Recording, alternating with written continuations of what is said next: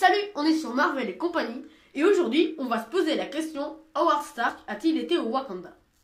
Allez, c'est parti. Tout d'abord, parlons un peu d'Howard. Il est le père de Tony Stark et le fondateur de Stark Industries. Il est un ingénieur prodige et inventif en mécanique. Il est aussi le créateur du bouclier de Captain America. Venons-en maintenant à celui-ci. Pendant la Deuxième Guerre mondiale, Stark a créé plusieurs prototypes de boucliers pour Captain America. Certains disposent de gadgets intégrés, mais Cap leur préfère un modèle simple composé de plusieurs couches de vibranium. Non seulement il dévie les tirs, mais il peut résister à une chaleur extrême. C'est dans son labo de la section scientifique de réserve que Howard développe du matériel spécifique pour l'unité de Captain America, les commandos hurlants. Il étudie aussi le matériel d'Hydra qu'il lui ramène. Maintenant, je vais vous en dire plus sur les commandos hurlants. L'unité de combat de Captain America durant la Seconde Guerre mondiale s'appelait, comme je vous l'ai dit, les commandos hurlants.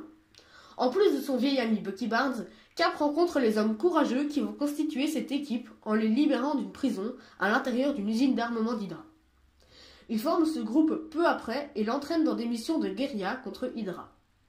Malgré la supériorité technologique de leurs ennemis, ces hommes mènent une campagne triomphante. Cependant, leur dernière victoire a un goût amer, puisqu'elle s'obtient au prix de la perte de Bucky et Cap.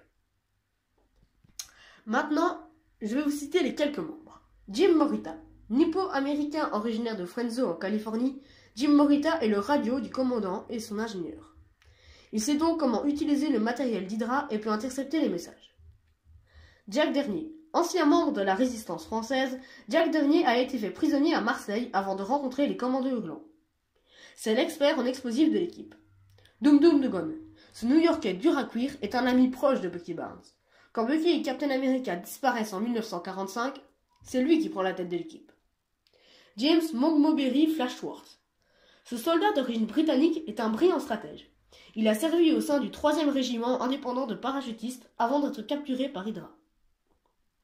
Bucky Barnes, vous le connaissez. James Buchanan Barnes est le sniper du commando. Lui et Steve Rogers sont inséparables depuis 1930.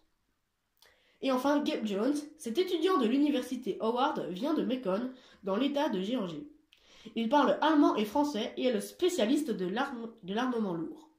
Voilà, la partie sur les commandos hurlants est finie. Maintenant, on va parler du vibranium. Le vibranium est un métal extraterrestre qui provient du Wakanda, un royaume africain. Il possède un grand pouvoir d'absorption des vibrations et est très convoité. Alors maintenant, venons-en au fait. Howard Stark a-t-il été au Wakanda? Pour obtenir le vibranium du bouclier, oui, il y aurait été. Mais je pense que ce sont plus les chercheurs de Stark Industries qui l'ont trouvé et ramené aux États-Unis pour que Stark le présente. Et la deuxième question, qui a ressoudé le bouclier de Captain America? Vous vous rappelez tous dans Avengers Endgame que Thanos, le titan fou, a brisé en deux le bouclier. Et à la fin, il a été réparé et il a été donné à Sam Wilson, voir vidéo précédente sur les successeurs de Captain America et Iron Man. Peut-être Howard Stark? Ça se pourrait, car c'est lui-même qui l'a forgé. Ou bien quelqu'un d'autre. À vous de juger. Voilà, la vidéo est finie. Si ce n'est pas encore fait, abonnez-vous, likez et on se retrouve prochainement sur la chaîne. Et j'oubliais, la semaine prochaine, je serai inactif. Allez, salut!